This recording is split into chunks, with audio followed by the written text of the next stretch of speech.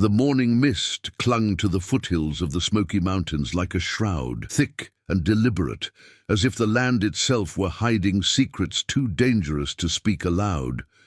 Along the Hiwassee River, where the water ran cold and clear over ancient stones, the boundary between two worlds had always been fragile, a line drawn in sand that shifted with every season, every treaty broken, every life caught between. Margaret Whitford had never been one to respect boundaries. At 19, she possessed the kind of beauty that her father, Colonel Benjamin Whitford, wielded like currency: pale skin that had never known field work, dark hair that cascaded in careful ringlets, and eyes the color of Tennessee clay after rain. She was his prize, his investment, the daughter who would seal alliances with other plantation families and ensure the Whitford name endured for generations. But Margaret had always preferred the wild edges of their 1,200-acre estate to the suffocating parlors, where her future was negotiated over bourbon and cigars. That April afternoon, she had slipped away from the main house, while her mother entertained the wives of neighboring planters, their conversation a drone of complaints about the quality of house slaves and the rising cost of cotton. What are you thinking about this story? Your opinion is incredibly important to us. Please subscribe, leave a comment sharing your thoughts, and let us know if you're enjoying this tale. We truly value your feedback. It helps us create better content for you. Margaret had taken a basket and headed toward the river, claiming she needed wildflowers for the dinner table. It was a lie her mother accepted because it kept Margaret occupied and visible. A daughter gathering flowers was still a daughter under control. The air was thick with the scent of honeysuckle and wet earth. Dogwood blossoms had erupted across the hillside like snow that refused to melt, and Margaret moved through them with practiced ease, her pale blue dress catching on brambles she barely noticed. She had walked this path 100 times, knew every root and stone, every place where the ground dipped toward hidden springs. But she had never walked it alone before. Her father had forbidden it after the Indian Removal Act had forced most of the Cherokee from their ancestral lands 3 years prior. The few who remained, those who had hidden in the mountains or refused to march westward on what people were already calling the Trail of Tears, were considered dangerous, desperate, unpredictable. Colonel Whitford had made his position clear at dinner just last week, his voice booming over the roasted quail and sweet potatoes. A Cherokee in these woods is either a thief or worse. Any man sees one on Whitford land has my permission to shoot on sight. Margaret had said nothing, but she had thought plenty. She had seen the families driven from their homes, had watched from her bedroom window as soldiers herded them past the plantation gates like cattle. She had seen a mother carrying a child who would not wake up, and a grandfather who had walked until his feet bled through his moccasins. Her silence had been mistaken for agreement. It was actually shame. The river was higher than usual, swollen with spring rain that had turned the current from lazy to insistent. Margaret knelt beside a patch of purple trillium, setting down her basket and reaching for the delicate blooms. The sound of rushing water filled her ears, drowning out everything else. The distant songs from the slave quarters, the crack of an overseer's whip, the mechanical rhythm of plantation life. She didn't hear the warning. The rattlesnake had been sunning itself on a flat rock half hidden by tall grass, its thick body coiled in perfect camouflage among the dried leaves and shadows. It was a timber rattler, nearly 4 feet long, its pattern of dark chevrons making it almost invisible until it moved. Margaret's hand reached for a cluster of flowers growing near the rock. Her shadow fell across the snake's coil. The strike was faster than thought. She felt the impact first, a sharp punching sensation just above her ankle, and then the pain bloomed hot and immediate, radiating up her leg like fire spreading through dry wood. Margaret screamed, stumbling backward, her basket overturning and spilling flowers into the mud. The snake remained coiled, its rattle buzzing a warning that came too late, its triangular head still raised in threat position. Margaret's scream echoed across the water, bouncing off the limestone bluffs and disappearing into the dense forest. She fell hard, her hands scrambling at her skirts, trying to see the wound through the layers of petticoats and cotton. Blood was already seeping through the white fabric of her stocking, 2 perfect puncture marks just above the leather of her boot. Panic seized her throat. She had seen a field hand die from a rattlesnake bite 2 summers ago, watched his leg swell to twice its size, watched the venom turn his skin black, watched him thrash and foam, and finally go still while the doctor stood by helplessly, saying there was nothing to be done once the poison reached the heart. She tried to stand, but her leg buckled. The pain was spreading, a deep, throbbing ache that made her stomach turn. She could feel her heartbeat in the wound, each pulse pushing the venom deeper into her body. "Help!" she called out, but her voice was weak, swallowed by the sound of the river. "Someone help me!" The forest remained silent, except for the wind moving through new leaves and the distant call of a crow. Margaret's vision began to blur at the edges. She pressed her hands against the ground, trying to steady herself, but the world tilted dangerously. She was going to die here, she realized, alone by the river, with flowers scattered around her like funeral decorations. Then she heard footsteps. They were quick and purposeful, moving through the underbrush with the confidence of someone who knew these woods intimately. Margaret's relief lasted only a moment before fear replaced it. What if it was one of the men her father had warned about? What if she had traded a snake's venom for something worse? The figure that emerged from the tree line was not what she expected. He was tall and lean, moving with an economy of motion that spoke of a life spent outdoors. His skin was the color of copper in firelight, his black hair long and tied back with a strip of leather. He wore deerskin leggings and a simple shirt that might have once been white, but was now stained with travel and weather. His eyes, dark and watchful, took in the scene immediately. The overturned basket, the snake still coiled on its rock, and Margaret clutching her bleeding ankle. For a long moment they simply stared at each other across 10 feet of riverbank. Margaret knew she should be afraid. Her father's warnings rang in her ears. But all she could feel was a desperate animal hope that this stranger might be able to help her. "Please," she whispered, her voice cracking. "The snake!" He moved before she finished speaking. In 3 strides he was beside her, kneeling in the mud without hesitation. His hands, calloused and strong, grasped her ankle gently but firmly, turning it to examine the wound. Margaret gasped at his touch, not from pain, but from the transgression of it. No man outside her family had ever touched her bare skin. "Timber rattler," he said, his English accented but clear. His voice was low and steady, the kind of voice that did not waste words. "How long?" "Just now," Margaret managed. "Just moments ago." He nodded once, his jaw tightening. Then he did something that made Margaret's breath catch in her throat. He lowered his head to her leg. "What are you—" She started but stopped when she understood. His mouth sealed over the wound, his lips pressing against her skin with urgent precision. Margaret felt the suction, felt him drawing on the puncture marks, pulling the venom from her flesh. It was intimate in a way that made her face burn despite the circumstances. She could feel his breath, hot against her calf, could feel the slight scrape of stubble, could feel the strange tenderness of an act that was both violent and saving. He spit blood and venom onto the ground, then returned to the wound, repeating the process. Once, twice, 3 times. Each time he spit, the mixture on the ground grew darker, thicker.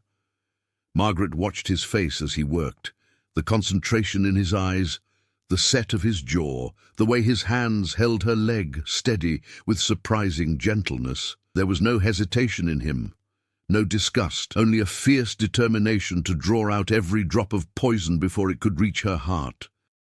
After what felt like an eternity but was probably less than 2 minutes, he sat back on his heels, wiping his mouth with the back of his hand. "Most of it is out," he said. "But you need a doctor. You need to go home now." Margaret tried to stand but swayed dangerously. He caught her elbow. steadying her, and for a moment they were close enough that she could smell wood smoke and leather and something else, pine maybe, or cedar. "I don't think I can walk," she admitted. Without a word, he bent and scooped her into his arms, as if she weighed nothing. Margaret stiffened in shock. She had been carried as a child, but never as a woman, never by a man who was not her father or brother. The impropriety of it should have made her protest, but the alternative was dying by the river, so she wrapped one arm around his neck and said nothing. He carried her through the woods with the sure-footed grace of someone who knew every hidden path. Margaret's head rested against his shoulder, her mind swimming with pain and shock and something else she could not name. She studied his profile, the strong nose, the high cheekbones, the way his eyes scanned the forest constantly, alert to danger she could not see. "What's your name?" she asked, her voice barely above a whisper. He was quiet for so long she thought he would not answer. Then, "Nokosi. Nokosi," she repeated, testing the unfamiliar syllables. "What does it mean?" "Bear." It suited him, she thought. There was something bear-like in his strength, his protective instinct, his solitary presence in these woods. "I'm Margaret," she offered. "I know who you are," he said quietly. "Colonel Whitford's daughter, the one who watches from the windows." Heat flooded her face. She had not realized anyone had noticed her watching, had not thought her small acts of witness mattered to anyone. They reached the edge of the forest, where the manicured lawns of the plantation began. Nokosi stopped, setting her down carefully, but keeping a hand on her arm until he was sure she could stand. "Go," he said. "Tell them you were bitten. Tell them you got yourself home. But you saved—" "Tell them nothing about me," he interrupted, his voice urgent now, almost fierce. "For both our sakes, tell them nothing." Before Margaret could respond, he was gone, disappearing back into the trees, as if he had never been there at all. She stood alone at the forest's edge, her leg throbbing, her dress muddy and torn, her mind reeling from what had just happened. In the distance, she could see the white columns of the main house, could hear the faint sounds of afternoon life on the plantation, the clang of a dinner bell, the voice of her mother calling for someone, the ordinary sounds of a world that suddenly felt very far away. Margaret took a shaky breath and began to limp toward home, each step sending jolts of pain up her leg. But it was not the venom that made her heart race. It was the memory of a Cherokee man's hands holding her steady, his mouth on her skin, drawing poison and leaving something far more dangerous in its wake. By the time she reached the house, her mother was already running toward her, skirts lifted, face white with alarm. And Margaret knew that no matter what she said or did not say, nothing would ever be the same. The venom had been only the beginning. The fever came that night. Margaret lay in her bed, the heavy curtains drawn against the sunset, while Dr. Abernathy examined the bite. He was a thin man with spectacles that constantly slid down his long nose, and he had been the Whitford family physician for nearly 2 decades. He had delivered Margaret into this world and had treated every childhood illness since, but he had never seen her look quite like this, flushed and trembling, her eyes too bright, her breath coming quick and shallow. "The puncture marks are clean," he murmured, more to himself than to the anxious parents hovering nearby. "Surprisingly clean, and most of the venom appears to have been extracted." Colonel Whitford stepped closer, his bulk filling the doorway. He was a massive man, over 6 feet tall, with shoulders that had once been muscular but had softened into the prosperous thickness of middle age. His face was ruddy from years of bourbon and sun, his sideburns greying at the temples. He wore his authority like other men wore coats, constantly, comfortably, and with the absolute certainty that it fit him perfectly. "Extracted?" he repeated. "How?" "The girl said she walked herself home." Dr. Abernathy glanced at Margaret, who had closed her eyes and said nothing. The doctor had his suspicions. He had seen snake-bite wounds before, and he knew the distinctive pattern of suction marks when he saw them, but he also knew when questions were better left unasked in a house like this. "Sometimes," he said carefully, "the initial strike does not deliver a full dose of venom. It's possible the snake had recently fed. Possible it was a dry bite. Possible many things. It was a lie, and everyone in the room knew it. But it was the kind of lie that allowed life to continue, and so they all accepted it. She needs rest," the doctor continued, mixing a tincture of laudanum with practiced hands. "Fluids, cool compresses for the fever. The next 48 hours are critical. If she survives them, she should recover fully." If she survives. The words hung in the air like smoke. Margaret's mother, Eleanor Whitford, pressed a handkerchief to her mouth. She was a delicate woman who had learned early in her marriage that strength was measured in silence, that the art of being a plantation wife meant knowing which battles to fight and which to let her husband win. She had fought none and won nothing, and it showed in the tightness around her eyes, the way her hands never quite stopped trembling. "Someone should stay with her," Eleanor whispered. "I'll have Bessie sit with her through the night," Colonel Whitford decided. "And post a man outside the door. If she worsens, fetch me immediately." He spoke as if Margaret were not in the room, as if her fever had already transported her somewhere beyond hearing. Perhaps it had. Her mind felt loose and untethered, floating somewhere between the four-poster bed and the ceiling, watching the scene below with detached curiosity. She saw her father lean down and press a kiss to her forehead, a rare gesture of affection that he would never make if she were fully conscious. She saw her mother hover, wanting to touch, but not knowing how. She saw Dr. Abernathy close his medical bag with a decisive click that sounded like a door shutting. Then they were gone, and Bessie was there instead. Bessie was 43 years old and had belonged to the Whitford family since she was 16, purchased at an estate sale in Nashville, assigned to the house staff, and eventually elevated to the position of Eleanor Whitford's personal maid. She moved through the plantation house like a ghost, silent and efficient, knowing instinctively where she was needed before anyone asked. She had also been the one to teach Margaret how to walk along the river paths without being seen, how to find the places where the boundaries blurred. Now she sat in the chair beside Margaret's bed, her dark hands folded in her lap, her face unreadable in the lamplight. "Child," she said softly once they were truly alone, "what really happened?" Margaret's eyes opened.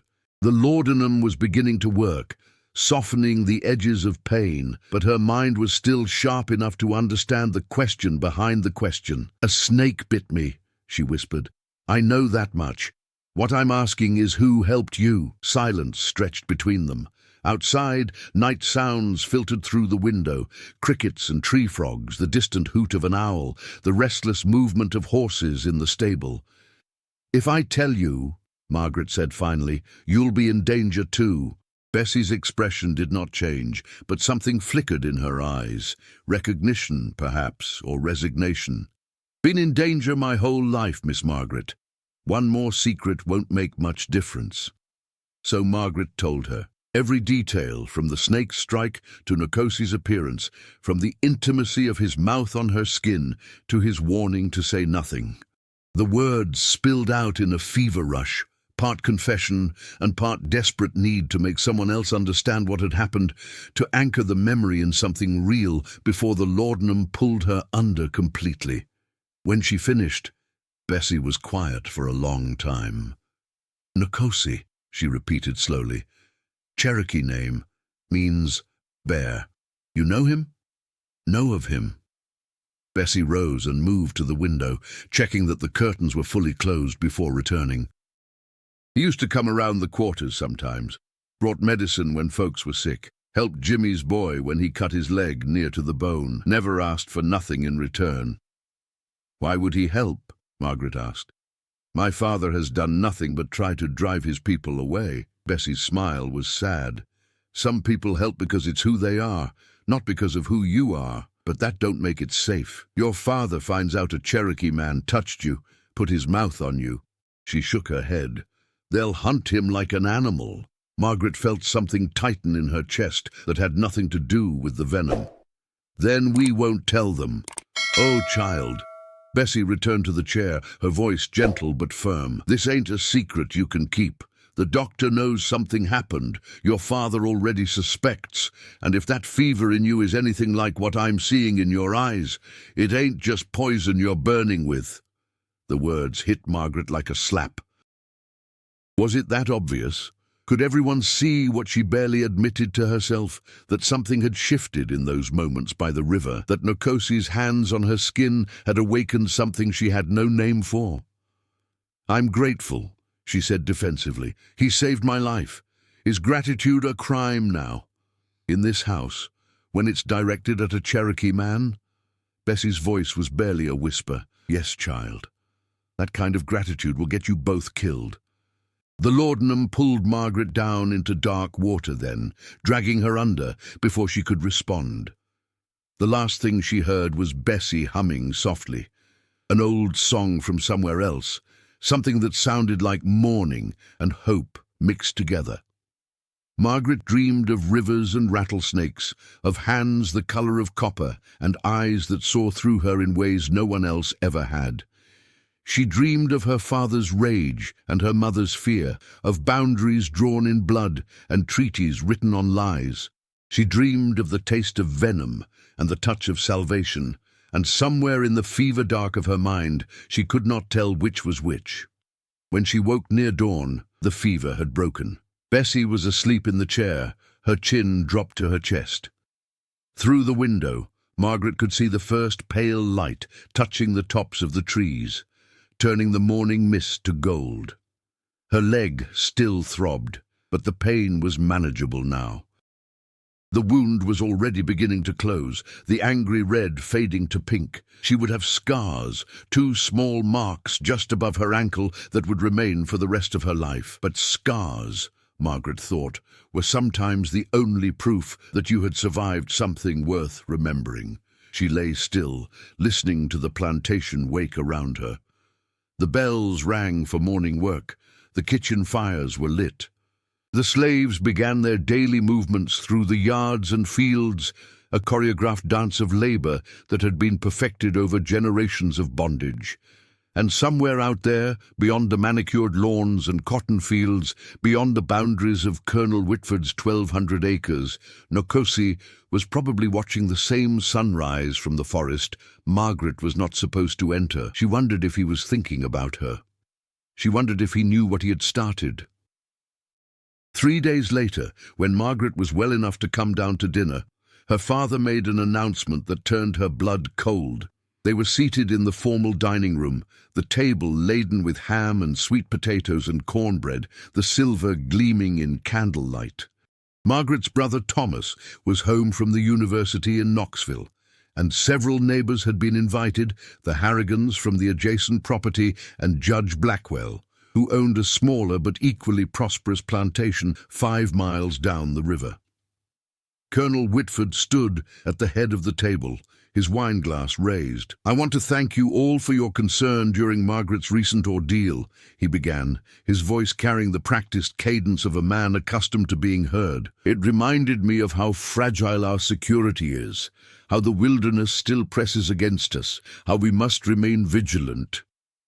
Eleanor reached for Margaret's hand under the table, squeezing once in warning. Margaret's stomach turned. "To that end," the colonel continued, "I've hired additional men to patrol our borders. I've also put out word that there's a reward for any Cherokee found trespassing on Whitford land. $50, dead or alive." The table erupted in murmurs of approval. Judge Blackwell nodded sagely. Thomas raised his own glass. The Harrigans exchanged satisfied looks. Margaret could not breathe. $50. In a county where most families lived on far less, that sum would be impossible to resist. Men would hunt the forest for weeks for that kind of money. And Nokosi, who had helped slaves, who had saved her life, who had shown her more humanity in 5 minutes than her father had in 19 years, would be the prize they sought. "You look pale, sister," Thomas observed from across the table. "Still feeling poorly?" Every eye turned to Margaret. She forced her expression into something resembling calm. "Just tired," she managed. "I think I'll retire early." "Nonsense," her father said. "You need to rebuild your strength. Eat." It was not a suggestion. Margaret picked up her fork with numb fingers and forced herself to swallow food that tasted like ash. Around her, the conversation continued. Talk of cotton prices and slave rebellions in other counties, speculation about whether the Cherokee would finally be completely driven from Tennessee, jokes about Indian scalps and savage justice. Margaret sat through it all, smiling when expected, nodding at appropriate moments, dying slowly from the inside out. After dinner, she found Bessie in the upstairs hallway.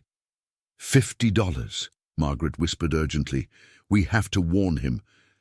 Bessie's eyes widened. "Warn him how? You can't go into those woods. Your father will have you watched now, and I can't leave without permission. Then we find someone who can." "Miss Margaret, he saved my life, Bessie. I won't let my father's blood money put him in the ground." Something in Margaret's voice must have convinced her, because Bessie's resistance crumbled. "There's a boy in the quarters," she said finally. "Jimmy's son. He knows the woods, knows how to move quiet.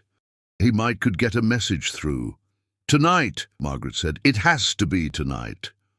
Bessie nodded once, then disappeared down the servants' stair.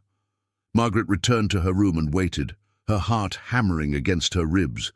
Through the window, she could see her father's men taking up positions around the property line, rifles slung over their shoulders, hunting dogs at their heels. The trap was being set, and somewhere in the forest, Nkosi had no idea that the cost of his mercy was about to be collected in full.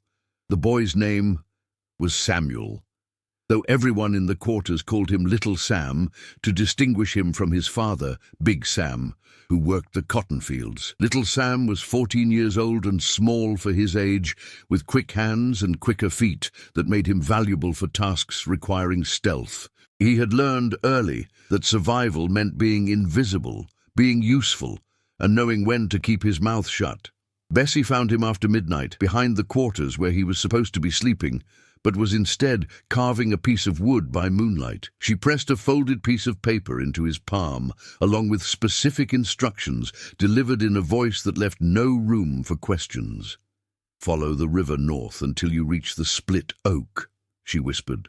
"Leave this under the stone where the roots are exposed. Don't wait, don't look around, just leave it and come straight back." Little Sam looked at the paper, then at Bessie's face. He was smart enough to know this was dangerous, and smart enough to know that refusing would be worse. "Yes'm," he said quietly. He slipped into the darkness like water through fingers, moving through the forest with the practiced ease of someone who had spent his childhood learning its secrets. The moon was 3/4 full, bright enough to see by once his eyes adjusted. He knew these woods almost as well as the Cherokee who had lived here first, knew which paths the overseers used, which hollows stayed hidden from patrol routes, which trees marked the boundary between plantation land and the wild places beyond. The split oak was a massive tree that had been struck by lightning years ago, its trunk divided down the middle, but still living, still growing despite the wound. The Cherokee had used it as a marker long before the white settlers arrived, and those who remained still checked it regularly for messages left by those who had gone west or by those who helped people escape north. Little Sam found the stone and wedged the folded paper underneath it exactly as instructed. He did not read what was written inside, did not need to. Whatever it said was dangerous enough that Miss Margaret herself had written it, and that was all he needed to know.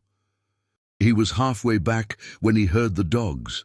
The sound carried through the night air like a promise of violence, the deep baying of bloodhounds that had caught a scent, followed by the shouts of men and the crack of rifles being loaded. Little Sam's heart jumped into his throat. He dropped low and stayed still, barely breathing, every muscle locked in place. Had they seen him? Had someone followed? but the sounds were moving away from him, deeper into the forest, toward the north ridge, where the land rose steep and rocky. They were hunting something, but it was not him. Not yet. Little Sam ran. He made it back to the quarters just as the first grey light touched the eastern sky, his chest heaving, his feet bleeding from thorns he had not felt while running. He found his pallet and lay down, pulling the thin blanket over his trembling body. In the main house, Margaret lay awake in her bed, listening to the same distant sounds of pursuit and wondering if her warning had arrived in time. It had not. Nkosi had been sleeping in a small cave on the north ridge, the same place he had sheltered for the past 2 months since the bounty hunters had driven him from his last camp near the Ocoee River. It was a good location, defensible, hidden behind a waterfall that masked the entrance, with a clear view of anyone approaching from below. But it also had only one exit. He woke to the sound of dogs and knew immediately what it meant. Someone had tracked him here, or more likely, someone had been paid to reveal his location. There were always people willing to sell information for the right price, Cherokee and white alike. Nkosi gathered his few possessions with practiced speed, his rifle, his knife, a leather pouch containing dried meat and medicinal herbs, a blanket roll, everything else he left behind. Material things could be replaced, his life could not. He emerged from the cave and assessed the situation quickly. 3 men coming up the ridge from the south, moving fast but not quietly, emboldened by numbers and daylight. 2 dogs out front, their noses to the ground, their voices raised in the excited baying that meant they were close. Nkosi had perhaps 5 minutes before they reached him. He considered his options. He could not go down. They were coming from that direction. He could not go east. That led deeper into Whitford land, toward the plantation itself. West was possible, but would take him toward the main road where he would be exposed. That left north, up and over the ridge, into the high country where the terrain was roughest and the forest thickest. He started climbing. The dogs reached the cave entrance and went mad, circling and barking and scratching at the stone. The men arrived moments later, breathing hard, rifles ready. "He's here!" one of them shouted. "Fresh tracks, can't be more than minutes ahead." $50 says I get him first," another laughed. They found the cave empty and the trail leading upward, and they followed without hesitation, the scent of money stronger than caution. Nkosi was fast, but the men were motivated, and the dogs were relentless. They gained on him as he climbed, the gap closing with every 100 yards. He could hear them now, hear their voices calling to each other, hear the dogs crashing through underbrush. Near the top of the ridge, where the trees thinned and the rock became exposed, Nkosi made a decision.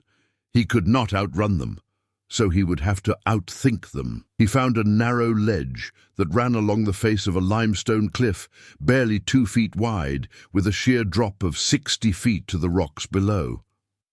He stepped onto it carefully, moving sideways, his back pressed against the stone. The dogs reached the cliff edge and stopped, whining and pacing, unwilling to follow. The men arrived and saw the ledge and the empty forest beyond. "He went across," one said, peering over the edge. "That's suicide," another argued. "No man crosses that without a rope." "Then where is he?" They stood arguing, while Nkosi waited in the small cave entrance he had found halfway along the ledge, barely large enough for a man to squeeze into, completely invisible, unless you knew it was there. He had discovered it months ago while exploring, had filed the information away, never imagining he would need it so desperately. Eventually, the men decided he must have continued along the ridge and moved on, dragging the reluctant dogs with them. Nkosi waited another hour before emerging, his muscles cramped from holding still, his throat dry with thirst. He made his way down the far side of the ridge as the sun climbed toward noon, moving carefully now, knowing that one mistake could undo his narrow escape. By the time he reached the valley floor, his legs were shaking and his mind was churning with questions. Someone had told them where to find him, someone had sold him out, but who? And why now, after months of successfully avoiding capture? He was so focused on these thoughts that he almost missed the split oak entirely. He had not been planning to check it, had not expected any messages, had no reason to think anyone would try to reach him. But something made him pause. Instinct, perhaps, or fate. He found the paper under the stone and unfolded it with cautious hands. The handwriting was careful and elegant, clearly educated, clearly female. "They are hunting you. My father has offered $50 for your capture or death. Please run. Go far from here. I am sorry. I never meant for my life to cost yours." Nkosi stood holding the paper as the full weight of understanding crashed over him. Margaret Whitford had sent this warning. Margaret, whose leg he had put his mouth on, whose blood he had tasted mixed with venom, whose eyes had looked at him with something he had not dared to name. She had risked everything to warn him, and he had nearly died anyway. He should have felt grateful. He should have felt relief that his narrow escape was now explained. But what he felt instead was something far more dangerous, a connection forged in poison and mercy, strengthened by secrets and sealed with blood. She had saved his life as surely as he had saved hers, and now they were bound by the kind of debt that could never be repaid, only acknowledged. Nkosi burned the paper, grinding the ashes into the dirt until no trace remained. Then he turned north, away from the plantation, away from the ridge, away from Margaret Whitford and the impossible thing growing between them. He walked for 3 days, sleeping rough, eating what he could hunt or gather. He crossed into the high country where even the bounty hunters rarely ventured, where the Cherokee who remained hidden lived in scattered camps connected by trails only they knew. He should have kept going, should have disappeared into the mountains completely, should have found his way to one of the hidden valleys where his people survived in defiant isolation. But on the 4th morning, he turned around and started walking back. Some debts, he realized, were larger than survival. Some connections were stronger than sense, and some things, once started, could not be stopped, only followed to whatever end they demanded. Margaret was not allowed to leave the house. Her father had not made it an explicit order, but it did not need to be. After the failed hunt on the ridge, after the men had returned empty-handed, $50 poorer and considerably more frustrated, Colonel Whitford had tightened security around the plantation. Guards were posted at every entrance, the slaves were watched more carefully, and Margaret found herself constantly accompanied by either her mother or Bessie, with no opportunity to slip away unseen. She spent her days in the parlor, embroidering flowers she would never finish, reading books she could not concentrate on, staring out windows that framed a world she was no longer permitted to enter. The bite mark on her ankle was healing, the scars becoming permanent, 2 small punctures that she found herself touching unconsciously whenever she thought no one was watching. Which was never. Someone was always watching now. At night, she dreamed of the forest, dreamed of Nkosi's hands on her skin, his mouth drawing poison, his voice telling her to go, to say nothing. She woke, tangled in sheets, her heart racing, her body responding to memories that should have terrified her, but instead made her feel more alive than anything in her carefully constructed life ever had. She was going mad, she decided. It was the only explanation for the longing that had taken root inside her, growing like poison ivy, choking out everything else. 2 weeks after the hunt, Judge Blackwell came to dinner again, and this time he brought his son. Robert Blackwell was 24 years old, recently returned from law school in Virginia, and possessed the kind of bland handsomeness that came from good breeding and better nutrition. He had pale blue eyes, sandy hair, and the self-assured manner of someone who had never been denied anything he wanted. He was also, Margaret realized with sinking certainty, the real reason for this dinner. "Margaret," her father said after the dessert had been served and the conversation had settled into comfortable patterns, "Robert has expressed interest in calling on you. I've given my permission, of course." It was not a question. It was an announcement. Robert smiled at her from across the table. "I hope that's agreeable to you, Miss Whitford. I've heard you're an accomplished pianist. I'd love to hear you play sometime." Margaret felt the walls closing in. This was how it happened, how futures were decided over roasted duck and brandy, how lives were traded like livestock, how daughters became wives and wives became property.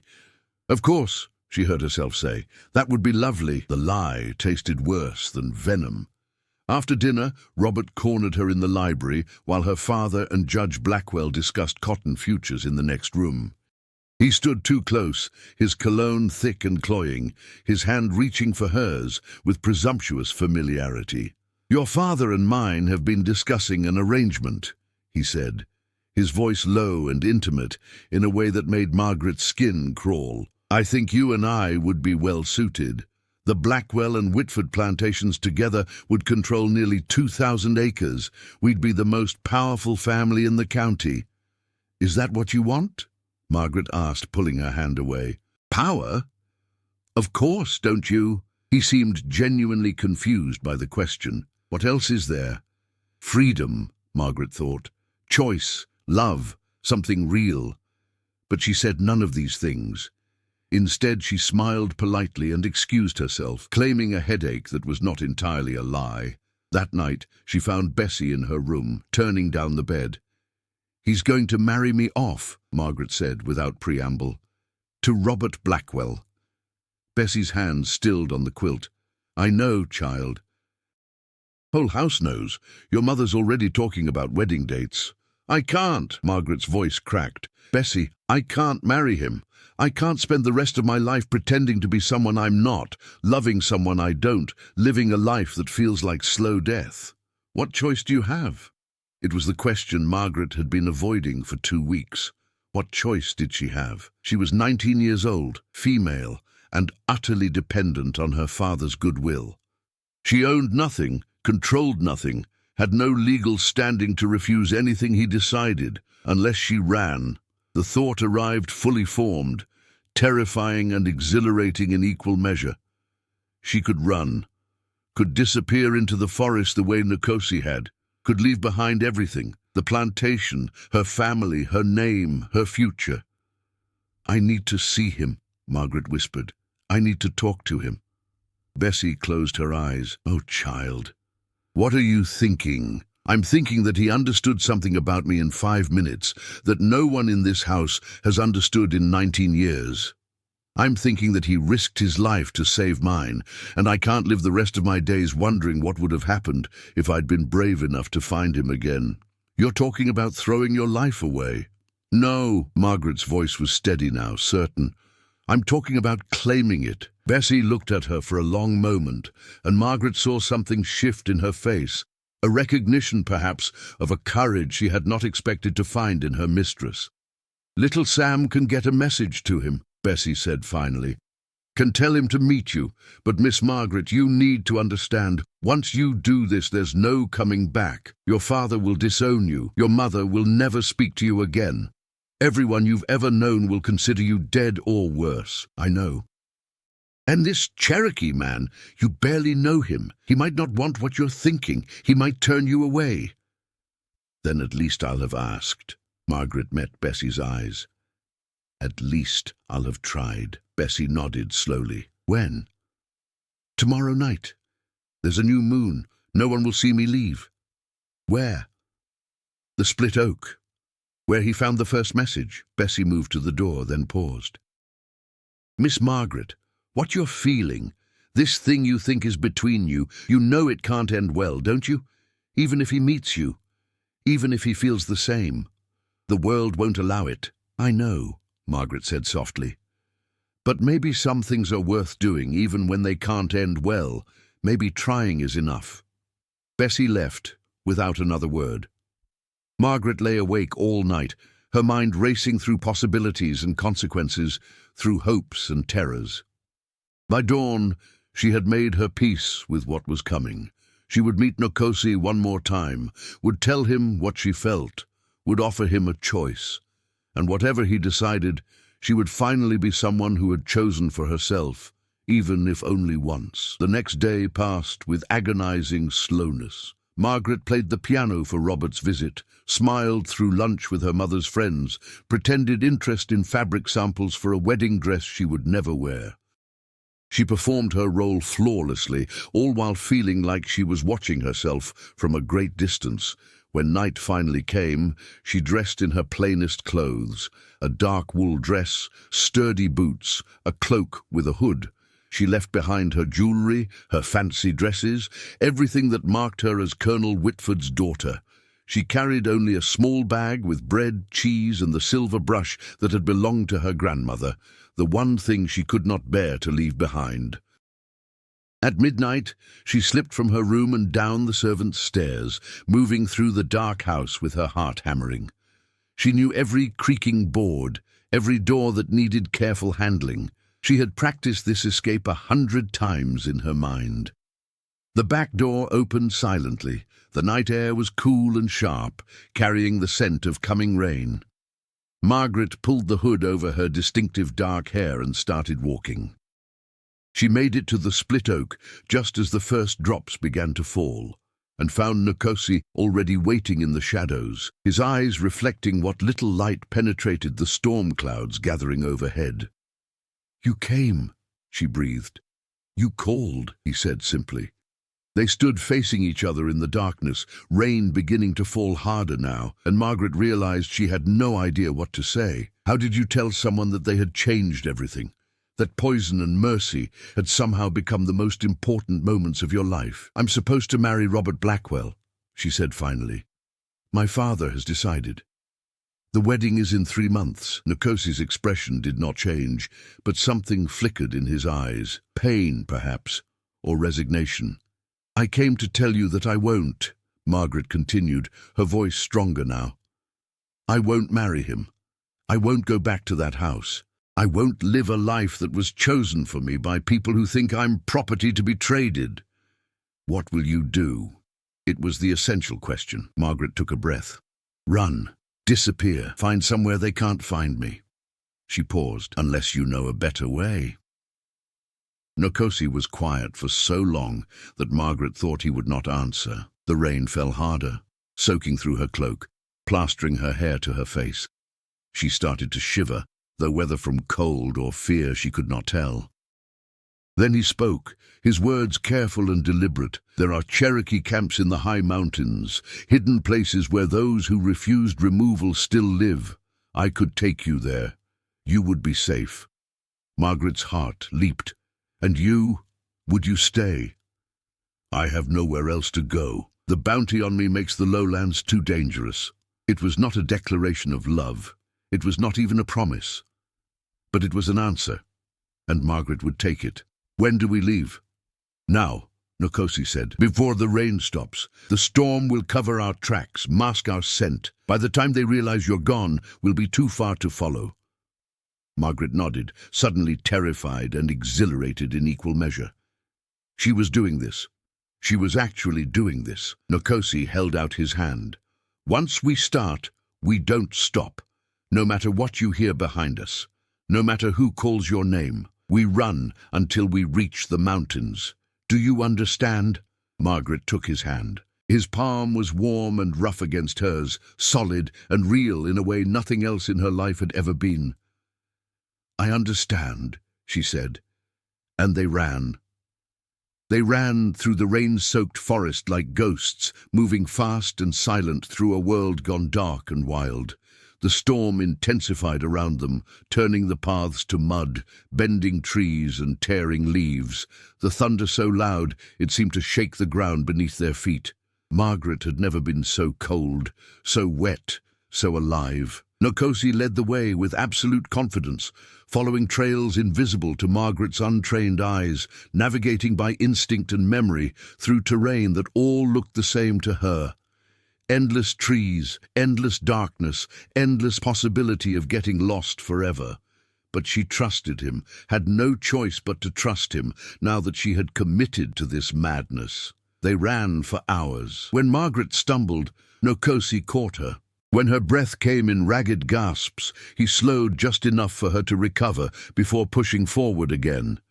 He spoke rarely and only when necessary. "Step here. Watch the route. Quiet now. Patrol route ahead." The plantation fell behind them. The river fell behind them. Everything Margaret had ever known fell behind them, until there was nothing ahead but wilderness and nothing behind but consequences. As dawn approached, the rain finally stopped. They had climbed high enough that the air tasted different, thinner, colder, sharp with pine and stone. Margaret's legs trembled with exhaustion, her dress torn and muddy, her expensive boots ruined beyond repair. She had never been so uncomfortable in her life, and some small part of her marveled at how little she cared. Nkosi stopped at the base of a granite cliff face covered in moss and ferns. To Margaret, it looked like solid stone. But he reached into what appeared to be a thick growth of mountain laurel and pulled back branches that had been carefully arranged to conceal an opening. "Inside," he said, "we rest here until nightfall." The cave was small, but dry, with evidence that someone, probably Nkosi himself, had used it before.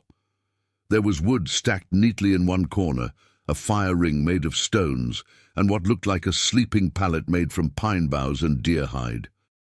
Nkosi built a small fire, coaxing flames from damp kindling with practiced efficiency.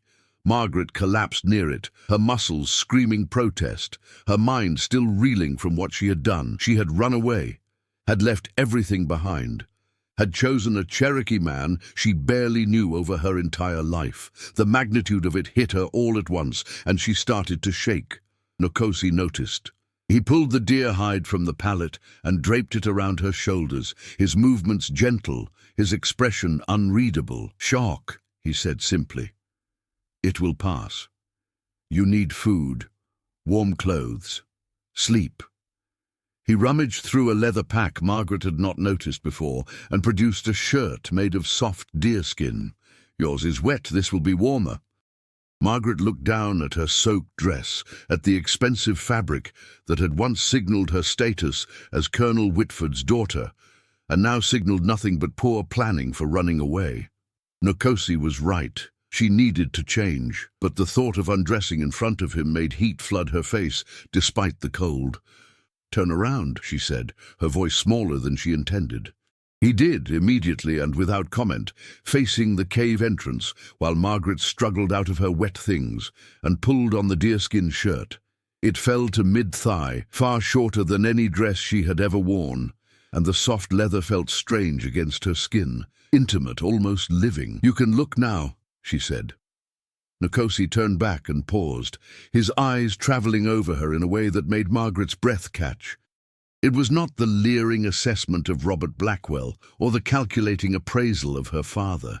It was something else entirely. Recognition, perhaps, or acknowledgement that she looked more like herself in borrowed Cherokee clothing than she ever had in silk and petticoats. "It suits you," he said quietly.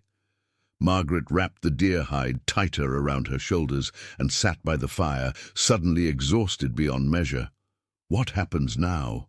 "Now we rest. Tonight we continue north. 3 more days to reach the camps if the weather holds, maybe 4, and then—" Nkosi was silent for a moment, feeding small sticks to the fire. "Then you will have to decide who you want to be. The Cherokee who survived removal. We are not your people. We do not live as you have lived. There are no servants, no grand houses, no easy comforts. Everyone works, everyone contributes. If you cannot adapt, you will not survive. I can adapt." "Can you?" He looked at her directly now, his eyes dark and serious in the firelight. "Can you give up everything you have known? Can you accept that you will never see your family again, never attend another ball, never sleep in a soft bed or wear a fancy dress? Can you live as we do, hunting and gathering, moving when we must, hiding from those who would drive us out or kill us?" "Yes," Margaret said, though fear coiled in her stomach. "If the alternative is marrying Robert Blackwell and living a lie for the rest of my life, then yes, I would rather struggle with truth than flourish with falsehood." Nkosi studied her for a long moment. Your father will send men after you. When he realizes you are gone, he will not rest until you are found or until he is certain you are dead. The bounty on me will double, maybe triple. We will be hunted for the rest of our lives. I know. And still you ran. I ran because of you, Margaret said, the words tumbling out before she could stop them. Because you saw me as a person worth saving, not as property worth owning. Because in the 5 minutes we spent together by that river, I felt more known than I have in 19 years of being Colonel Whitford's daughter. Because... She stopped, suddenly afraid of saying too much. Because? Nkosi prompted, his voice soft. Because when I thought about never seeing you again, it hurt worse than the snake bite, worse than anything. Margaret forced herself to meet his eyes. I know it is foolish. I know we barely know each other. But sometimes knowledge is not the same as truth, and the truth is that I would rather be here in this cave with you than anywhere else in the world. The silence that followed was so complete, Margaret could hear her own heartbeat, could hear the crackle of the fire and the drip of water somewhere in the cave's depths. Then Nkosi moved closer, close enough that Margaret could see the flecks of amber in his dark eyes, could smell wood smoke and leather and rain on his skin. When I drew the poison from your leg, he said quietly, I tasted your blood. In my culture, that creates a bond, a responsibility. I became connected to you in a way that cannot be undone. I told myself it meant nothing beyond obligation, that once I delivered you safely home, the debt was paid. And now? Now I know I was lying to myself. His hand reached up slowly, giving her time to pull away, and when she did not, he brushed a strand of wet hair from her face. You are brave and reckless and completely unprepared for the life you have chosen. You will slow me down, put me in greater danger, complicate everything. Margaret's heart sank. Then why did you agree to take me? Because I could not leave you to that fate. Because I have been alone for so long, I had forgotten what it felt like to be seen. Because, he paused, his thumb tracing the line of her jaw. Because sometimes knowledge is not the same as truth, and the truth is that from the moment I saw you by that river, something changed in me that I do not fully understand. Margaret leaned into his touch, her eyes closing.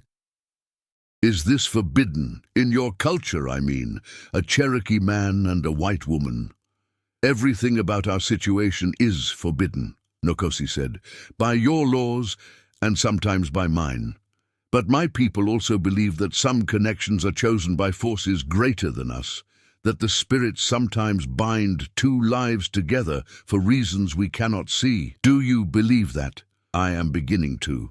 He leaned forward and pressed his forehead to hers, a gesture so intimate it made Margaret's breath stop. They stayed like that for a long moment, not kissing but connected, sharing warmth and breath and the weight of choices that could not be unmade. Sleep now, Nkosi finally said, pulling back. You will need your strength for the journey ahead. He moved to the cave entrance, clearly intending to keep watch while she rested. Margaret wanted to call him back, wanted to ask him to stay close, but exhaustion dragged her down before she could form the words. She slept deeply, dreamlessly, her body finally surrendering to the toll of the night's flight. When she woke, it was late afternoon, and Nkosi was gone. Panic seized her immediately. Had he left her? Had he decided she was too much trouble after all? Had bounty hunters found the cave? Then she heard movement outside, careful footsteps, the rustle of someone approaching.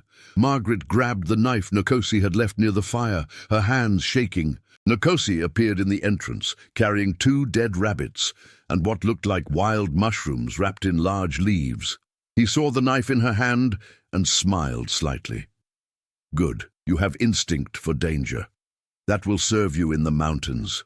Relief flooded through Margaret so intensely she almost dropped the knife. I thought you had left. Without telling you? Without taking my pack? He gestured to the leather bag still sitting in the corner. I went to hunt and gather. We cannot run on empty stomachs. He showed her how to prepare the rabbits, how to clean them efficiently and cook them over the fire. Margaret had never skinned an animal before, had never even considered where her food came from before it appeared on silver platters. Her hands shook at first, but Nkosi guided her patiently, showing her the proper cuts, explaining which parts were edible and which were not. "In the camps," he said as they worked, "everyone must know these skills. There is no one to do it for you. Can you learn?" "I will learn," Margaret said firmly, ignoring her queasy stomach. "Whatever I need to know, I will learn it." They ate in comfortable silence as darkness fell outside the cave.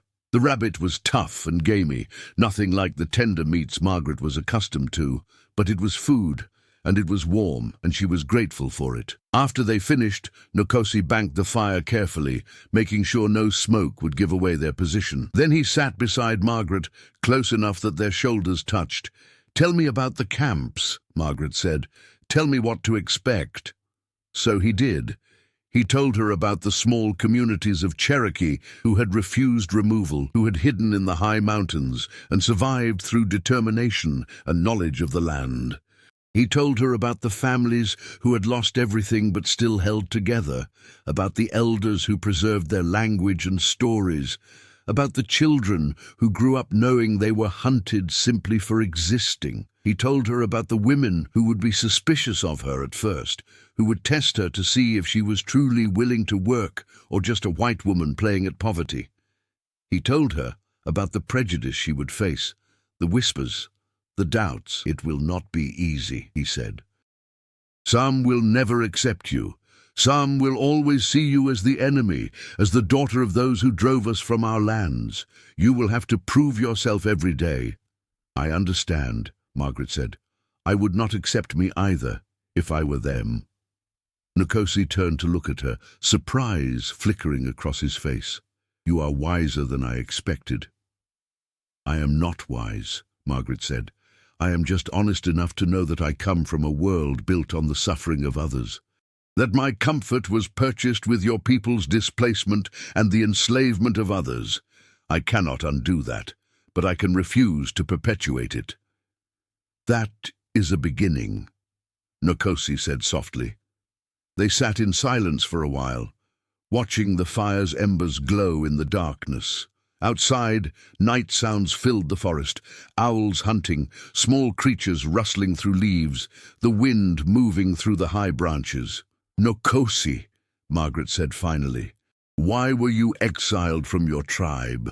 His body tensed beside her. For a moment she thought he would not answer, that she had pushed too far, asked for secrets he was not ready to share. Then he spoke, his voice low and heavy with old pain. 3 years ago, before the removal, I helped a group of slaves escape from a plantation near Chattanooga.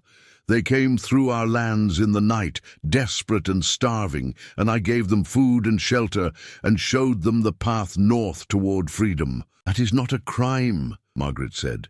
"That is mercy." "My people thought differently.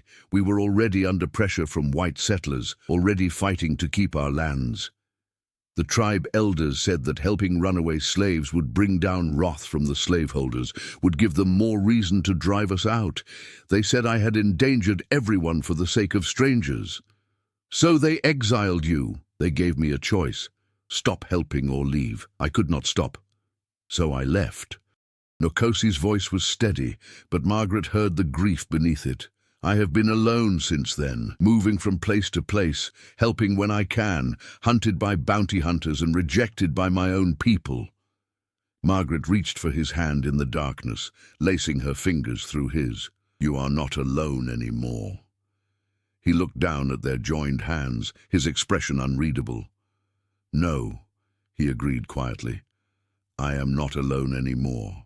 That night they slept side by side on the pallet, Margaret wrapped in the deer hide, and Nkosi's presence a warm, solid reality beside her. It was not romantic or sensual. They were too exhausted, too aware of the danger still surrounding them. But it was intimate in ways Margaret had never experienced, a closeness that had nothing to do with propriety or expectation and everything to do with chosen trust. She woke once in the deep night to find Nkosi's arm draped protectively over her, his breathing deep and even. In sleep, the hardness left his face, and she could see traces of the young man he must have been before exile, before loss, before survival became his only goal. Margaret fell back asleep, thinking that whatever happened in the days ahead, she would not regret this choice. Could not regret choosing truth over comfort, freedom over security, this man over the life that had been mapped out for her since birth. When dawn came, they prepared to move again. 3 more days, Nkosi said, checking their supplies. Maybe less if we push hard. Then let us push hard, Margaret said, surprising herself with her own determination. The sooner we reach safety, the sooner we can stop running. Nkosi smiled at that, the first real smile she had seen from him, and it transformed his face completely. You are going to be trouble in the camps. The elders will not know what to do with you. Good, Margaret said, returning his smile. I have spent 19 years being exactly what people expected. I think it is time I became trouble instead. Ndushin, they left the cave as the sun rose over the mountains, 2 figures moving north through ancient forests, toward hidden communities and uncertain welcome, toward a future that belonged to them alone. Behind them, at the Whitford plantation, Margaret's absence had been discovered. Her father's rage shook the house like an earthquake, his voice carrying across the grounds as he ordered men saddled, dogs leashed, every available hand mobilized for the hunt. "Find her!" he roared. "Find her and bring her back, and if you find that Cherokee savage with her, kill him on sight." The pursuit had begun, but Margaret and Nkosi had a day's head start, a storm-washed trail, and the kind of desperate determination that made people capable of impossible things. They ran. By the 3rd day, Margaret understood what Nkosi had meant about struggle and survival. Every muscle in her body screamed protest. Her feet, despite the sturdy boots, had developed blisters that burst and bled and formed again. The deerskin shirt that had seemed so comfortable in the cave now chafed against sunburned shoulders. She was hungry in a way she had never experienced, not the polite appetite that came before scheduled meals, but a gnawing, constant emptiness that made her lightheaded and desperate. And still they pushed north, climbing higher into the mountains, where the air grew thin and cold, where the trees changed from oak and hickory to pine and hemlock, where the world seemed to narrow to nothing but the next step, the next breath, the next moment of not giving up. Nkosi set a brutal pace, driven by necessity and the knowledge that hunters were behind them. They could not see their pursuers, could not hear them, but both knew they were coming. Colonel Whitford was not a man who accepted defiance, and his daughter's flight with a Cherokee man would be seen as the ultimate betrayal, not just of family but of race, class, and the entire social order that gave him power.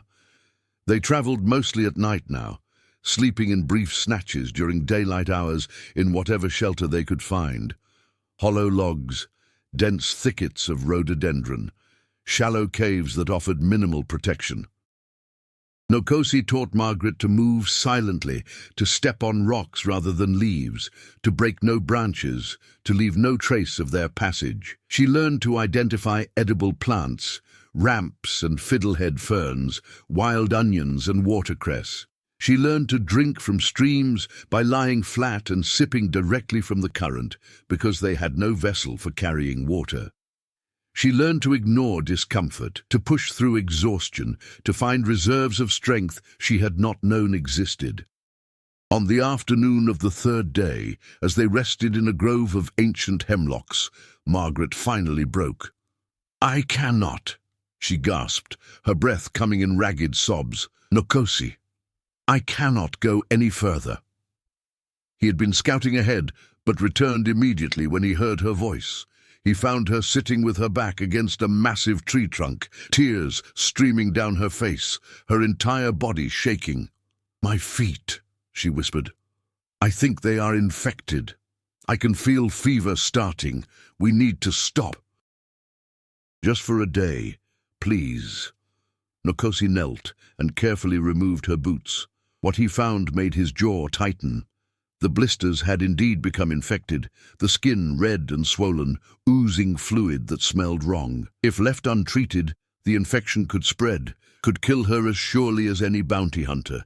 He had pushed her too hard. In his desperation to reach safety, he had forgotten that she was not raised to this life, that her body was not conditioned for this kind of sustained hardship. "We stop," he said decisively, "but not here. There's a place nearby, a cabin that belonged to a Cherokee family before removal. Abandoned now, but it has walls and a roof. We can rest there for a day while I treat your feet." "Can you carry me?" Margaret asked, shame coloring her voice. "I do not think I can walk." Without answering, Nkosi lifted her easily, cradling her against his chest. Margaret wrapped her arms around his neck and buried her face against his shoulder, breathing in his scent, pine sap and wood smoke, and the sharp tang of exertion. "I am sorry," she whispered. "I am slowing you down. You should leave me and save yourself." "No!" The word was absolute, leaving no room for argument. "We survive together, or not at all." The cabin appeared after another mile of walking, so overgrown with vines and brambles that it was nearly invisible. The roof had partially collapsed on one side, and the door hung askew on leather hinges, but it was shelter, actual walls, and a place to make fire without fear of the smoke being seen. Nkosi kicked aside debris and laid Margaret on a relatively clean patch of floor. Then he went to work with the focused intensity she had come to recognize as his way of dealing with crisis. He built a small fire in the stone hearth, coaxing it to life with the last of their dry tinder. He gathered fresh pine boughs to make a sleeping platform. He disappeared outside and returned with an armload of plants Margaret did not recognize. Broad leaves, thick roots, clusters of tiny white flowers. "This is golden seal," he explained, crushing the roots into a paste. "It fights infection. This is plantain leaf. It draws out poison. And this is yarrow for pain." He worked the mixture into a poultice, his hands gentle as he applied it to Margaret's ravaged feet. She hissed at the sting, but did not pull away. When he finished, he wrapped her feet in clean strips torn from his spare shirt, then elevated them on the pine boughs. "Rest now," he ordered. "I will keep watch." But Margaret could see exhaustion in every line of his body, could see how his hands trembled slightly as he built up the fire. He had been carrying her for the last mile, had been navigating and hunting and protecting them both for 3 solid days with almost no sleep. "Nkosi," she said softly, "when did you last sleep?" "I will sleep when we reach the camps." "That is not an answer. Come here." When he did not move, she added with surprising firmness, "Please. I cannot rest if I know you are driving yourself to collapse." He hesitated, then moved to sit beside her on the pine boughs. Margaret shifted over despite the pain in her feet, making room, and after a moment Nkosi lay down beside her, his body tense with the effort of staying alert. "Close your eyes," Margaret said. "I will keep first watch. You cannot even walk, but I can see, and I can wake you if anything approaches." She touched his face gently, turning his head toward her. "Trust me to protect you the way you have protected me." Nkosi stared at her for a long moment, something shifting behind his eyes. A surrender, perhaps, or an acknowledgement that their survival had become mutual, that he could not carry the entire burden alone. 2 hours, he said finally. "Wake me in 2 hours." He was asleep within minutes, his breathing evening out, his body finally releasing the tension it had held for days. Margaret watched him sleep, this man who had saved her life twice now, once from venom and once from a future that would have destroyed her slowly. She thought about her father, probably organizing search parties at this very moment. She thought about her mother, crying into her handkerchief and asking what they had done wrong. She thought about Robert Blackwell, his pride wounded by her rejection, possibly even joining the hunt. She should feel guilt, should feel regret, should mourn the relationship she had destroyed and the life she had abandoned. But all she felt was a fierce, burning certainty that she had made the right choice.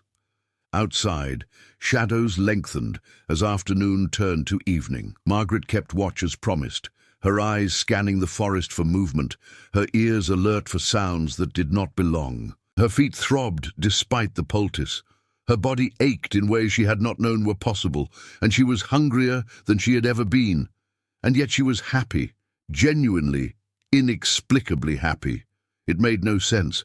She was running for her life, infected and injured, hiding in an abandoned cabin with a man who was hunted simply for existing. By any rational measure, she should be terrified and miserable. But she was free, for the first time in her life, truly free.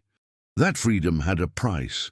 Comfort, security, family, social standing, everything she had been raised to value. But what she had gained in return was something her old life could never have given her: the ability to choose her own path, to act according to her own conscience, to love whom she wanted without permission or constraint. Because she did love him. Margaret acknowledged it to herself as she watched Nkosi sleep, his face peaceful in the firelight.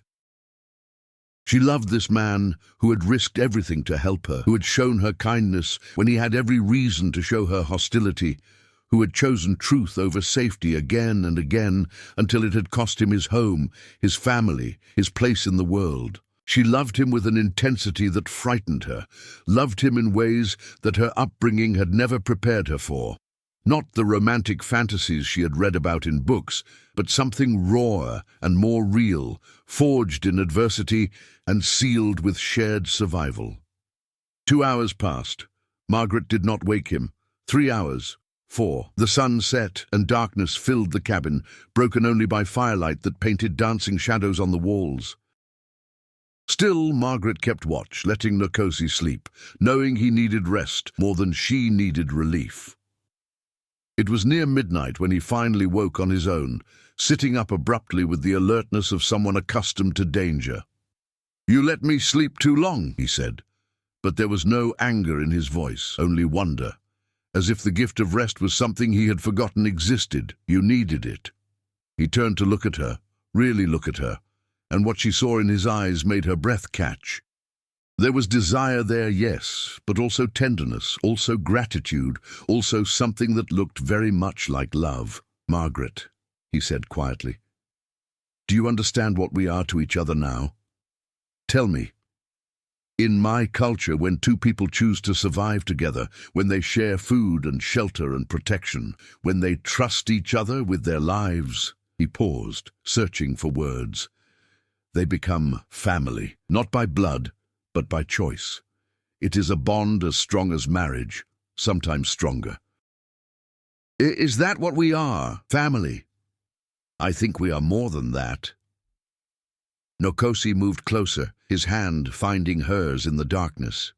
"I think we are what happens when two people who were supposed to be enemies discover they are really the same. Two souls who refuse to accept the world as it is, who would rather struggle together than surrender separately." Margaret felt tears sting her eyes. "I love you," she said simply, because anything else would have been a lie. "I know it is too soon and too complicated, and possibly completely insane, but I love you."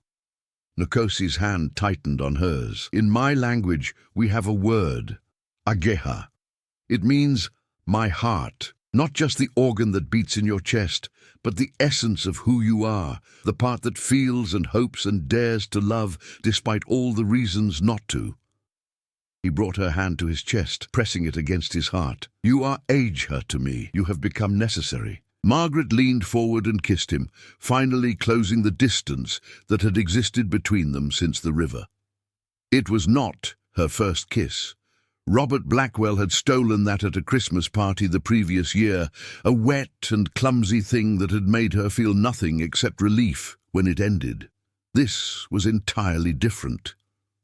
Nkosi's lips were soft but insistent, tasting of wood smoke and wild herbs and something indefinably him. His hand came up to cup the back of her head, his fingers threading through her tangled hair. The kiss deepened, hunger and tenderness mixing in equal measure, both of them pouring into it all the words they did not know how to say. When they finally broke apart, both breathing hard, Nkosi pressed his forehead to hers. In that gesture, Margaret now understood, was his way of expressing connection deeper than words. "When we reach the camps," he said quietly, "I will ask the elders' permission to make you my wife according to our customs.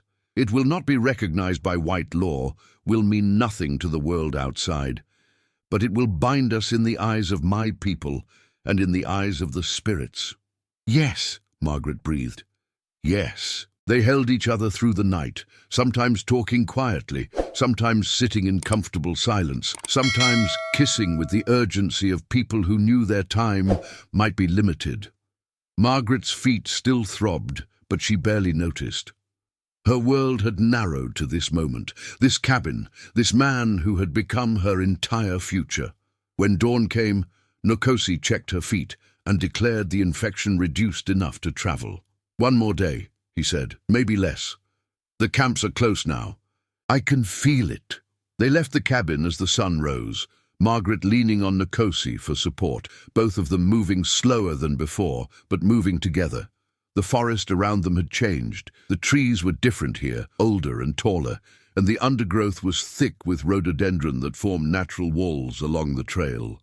"This is Cherokee land," Nkosi explained. "Land that was always ours. Land they could not take because it is too high, too remote, too difficult to farm. Land that remembers us." As if in response to his words, Margaret heard something that made her stop. Voices, distant but distinct, speaking in a language she did not understand. Cherokee, she realized.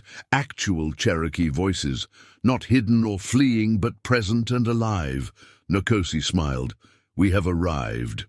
He led her off the trail and up a steep incline, through a gap in the rhododendron that revealed a hidden valley. And there, spread across the valley floor, was something Margaret had never expected to see, a living community. There were perhaps 30 structures scattered among the trees, a mixture of traditional Cherokee log cabins and temporary shelters made from bark and hide. Smoke rose from cooking fires. Children played near a stream. Women worked together, grinding corn and preparing hides. Men returned from hunting, carrying game. It looked peaceful, normal, a place where life continued despite everything that had tried to destroy it. But as Nkosi led Margaret into the valley, that peace shattered. A woman saw them first and called out in Cherokee, her voice sharp with alarm. Others turned to look. The children stopped playing. Within moments, a group of men had formed, and they were not welcoming. They surrounded Nkosi and Margaret, speaking rapidly in Cherokee, their voices angry and accusatory. Margaret could not understand the words, but she understood the tone. They were not happy to see Nkosi, and they were especially not happy to see a white woman with him. One man stepped forward, older than the others, his face weathered and hard. He spoke directly to Nkosi, his voice low and dangerous. Nkosi responded in Cherokee, his tone respectful but firm. The conversation went back and forth for several minutes, while Margaret stood silent, aware that she was the problem, that her presence here was the cause of their anger. Finally, the old man switched to English, probably for Margaret's benefit. "You were exiled, Nkosi. You have no right to return, and you bring our enemy into our home, the daughter of Colonel Whitford, the man who drove our families from their lands." "She is not our enemy," Nkosi said quietly. "She has rejected her father, rejected everything she was raised to be. She has chosen us. She has chosen you, perhaps. That does not make her one of us. Then let her prove herself. Give her the chance to show that her choice was real." The old man studied Margaret for a long moment, his eyes hard and measuring. "You understand that if you stay here, you can never leave, that you will be hunted by your own people for the rest of your life, that you will be Cherokee by choice but white by blood, and both sides will reject you." Margaret met his gaze steadily. "I understand. And still you wish to stay." "I wish to build a life where my worth is measured by my actions, not my birth. Where love is not a crime, and freedom is not a fantasy. If that life is here, then yes, I wish to stay." Something flickered in the old man's eyes, surprise, perhaps, or grudging respect. He turned back to Nkosi. "She may stay on trial.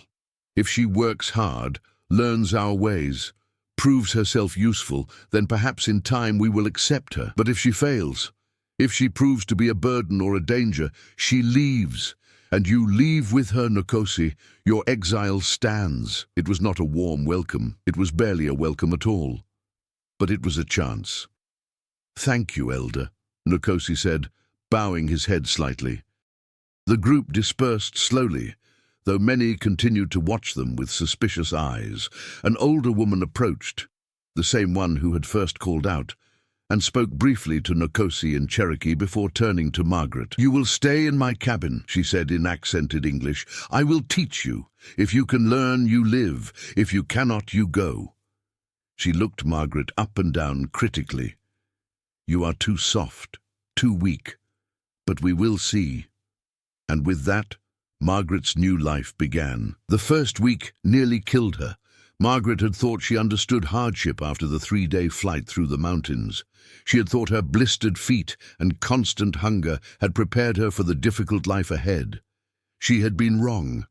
The woman who had taken her in was named Aita, and she had the kind of no-nonsense sternness that came from losing everything and choosing to survive anyway. She was perhaps 50 years old, her face lined with suffering and determination in equal measure. She had lost her husband and 2 sons during the removal, had hidden in these mountains with her daughter and granddaughter, and had rebuilt a life from nothing through sheer force of will. She expected the same from Margaret. "In Cherokee home," Aita explained on that first morning, "everyone works. No slaves, no servants. You want to eat, you prepare food. You want clothes, you make them. You want shelter, you maintain it. You understand?" "I understand," Margaret said.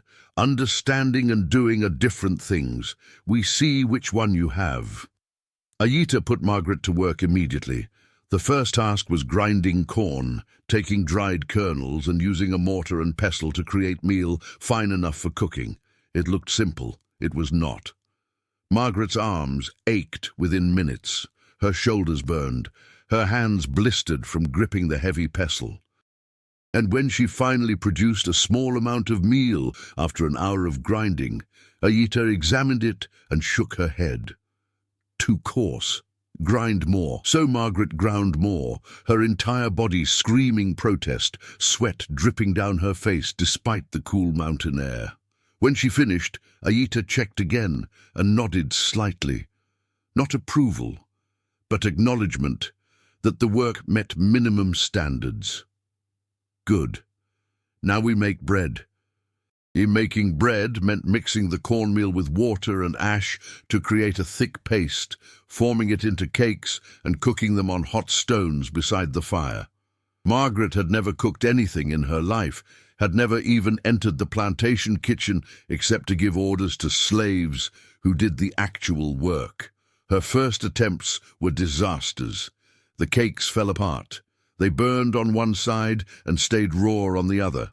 They tasted like sadness and regret. Aita ate them anyway, her expression unchanging. "Better tomorrow," was all she said. After bread came water collection, carrying heavy clay jars down to the stream and back up the steep hillside to the cabin. Margaret made 3 trips, her arms trembling, her feet still healing, screaming with each step. After water came firewood collection. After firewood came hide scraping, using a sharp bone tool to remove fat and tissue from deer hides, preparing them to be made into clothing. By the time evening came, Margaret could barely move. Her hands were raw and bleeding. Her body was one continuous ache. She collapsed on the sleeping pallet Aita had provided and nearly wept from exhaustion.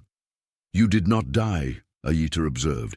"That is good. Tomorrow will be harder." She was right. Each day brought new tasks, new skills to learn, new ways for Margaret to fail and have to try again. She learned to identify edible plants and distinguish them from poisonous ones. She learned to prepare deer hides, grind corn, cook food that would not immediately cause illness. She learned to carry water without spilling it, to build fires that would not smoke, to mend clothing with bone needles and sinew thread. Everything she had known about being useful turned out to be worthless here.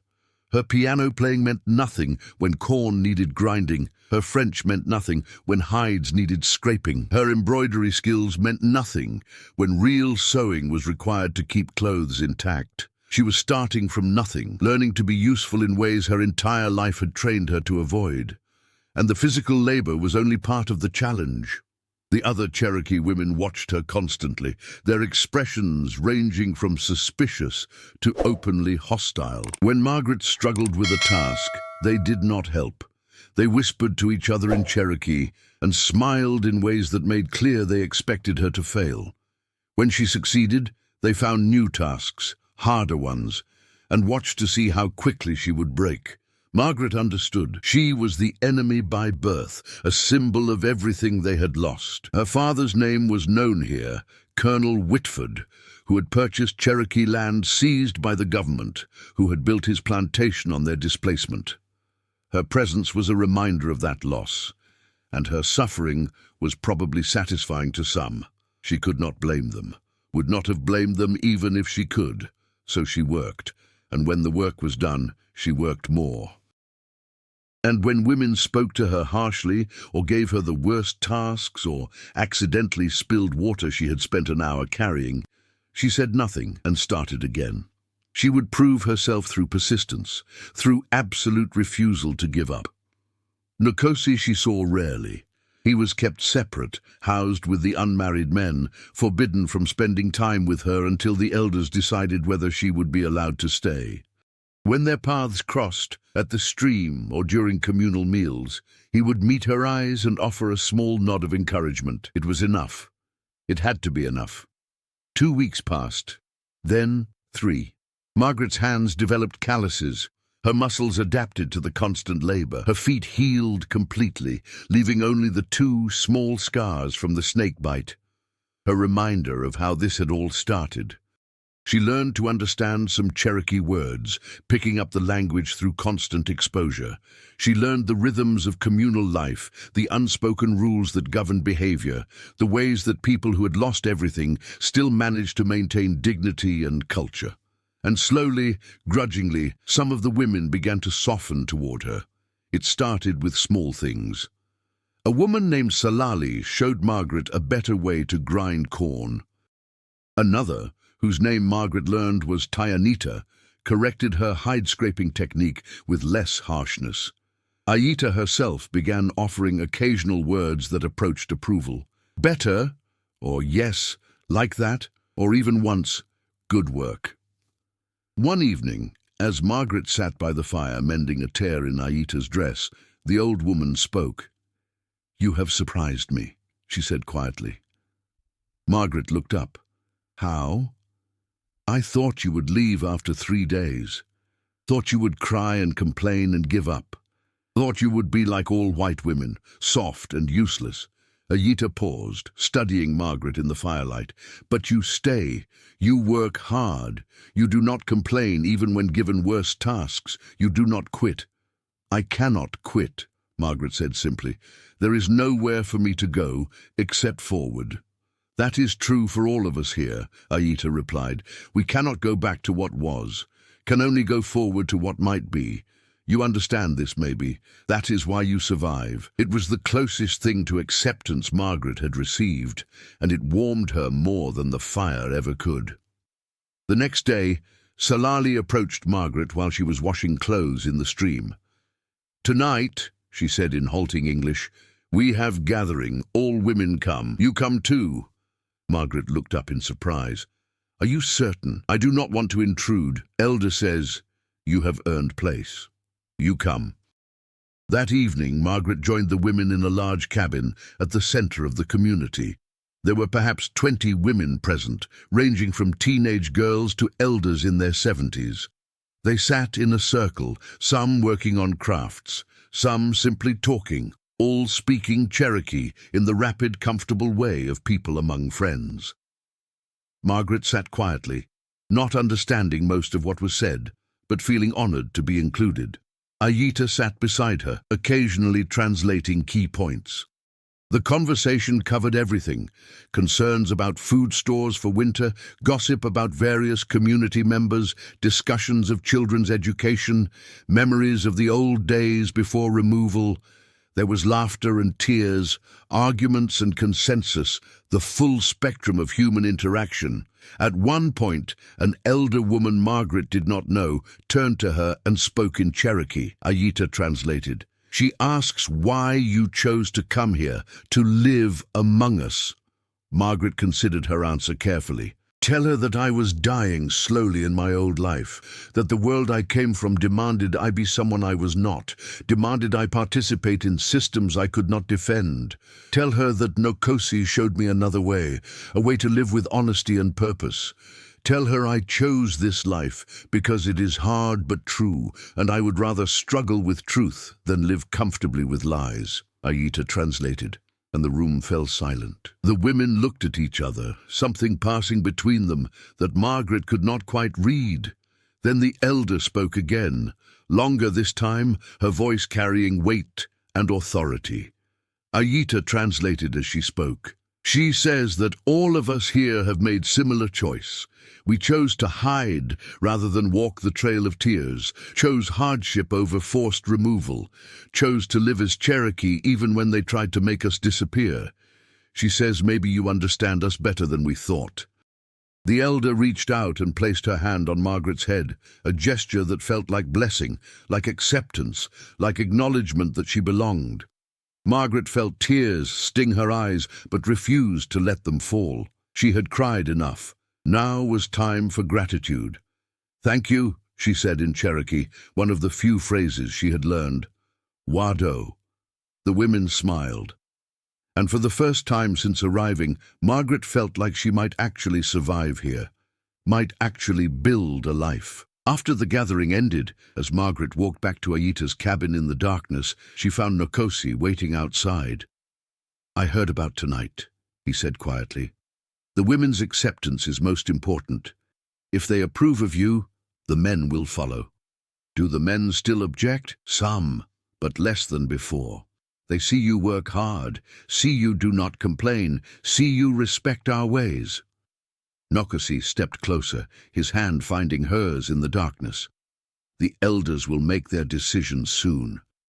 Whether to allow you to stay permanently, whether to allow us to marry, Margaret's heart raced. And if they say no, then we leave together and find another way. But I do not think they will say no. You have proven yourself, Margaret. You have shown them who you really are.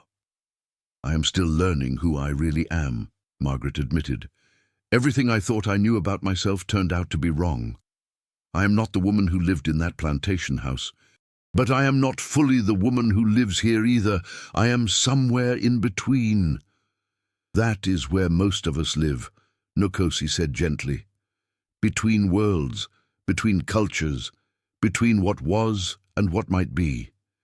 It is not a bad place to be. It is just an honest one. He pulled her close, and they stood together in the darkness, holding each other with the fierce tenderness of people who understood how fragile their happiness was, how easily it could be destroyed. I love you, Margaret whispered against his chest.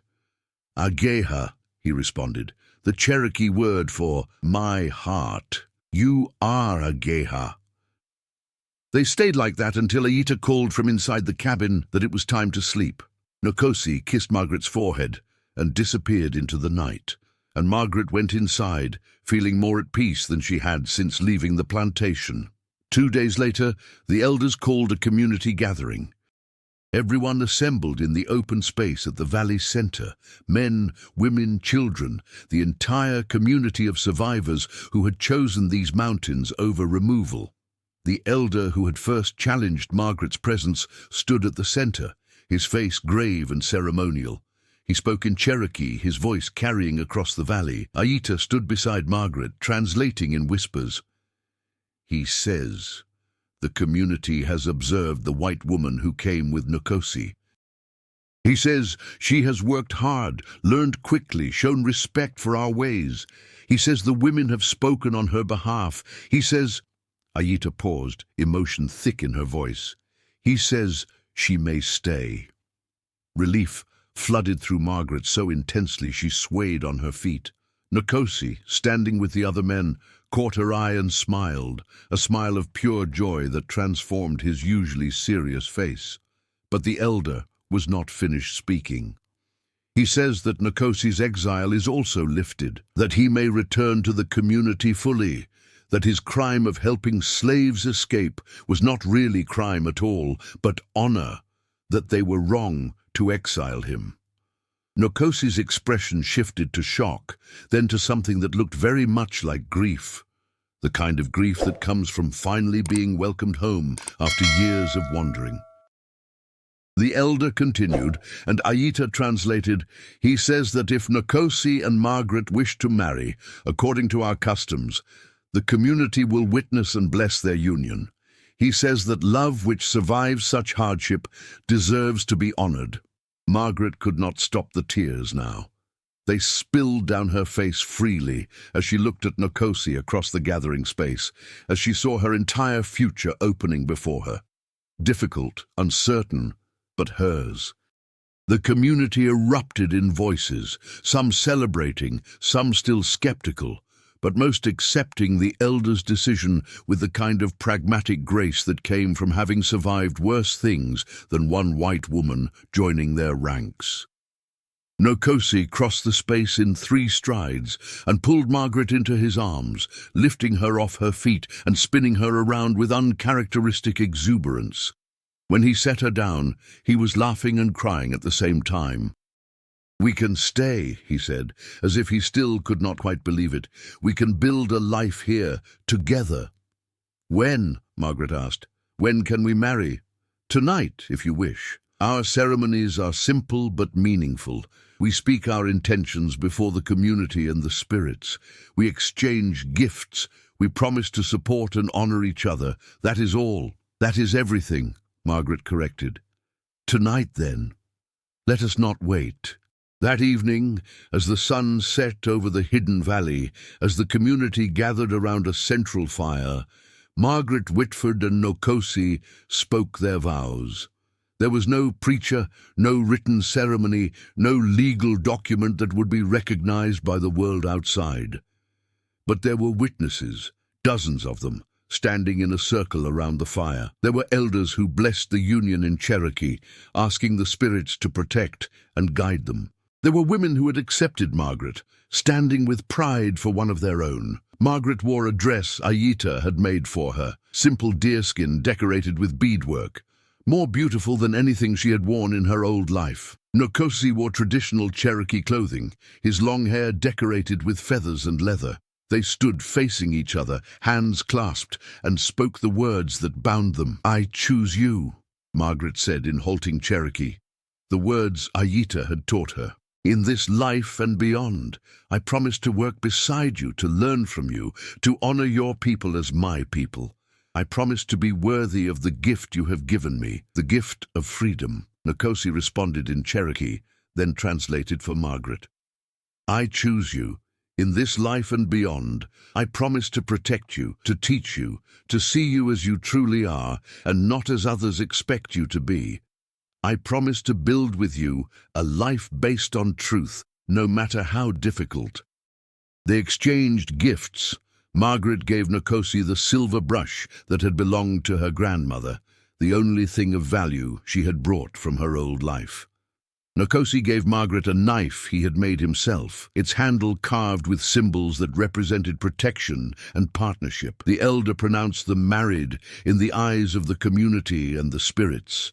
The gathering erupted in celebration, singing and dancing and food that had been prepared for the occasion. Margaret and Nkosi danced together in the firelight, surrounded by people who had accepted them, despite all the reasons not to.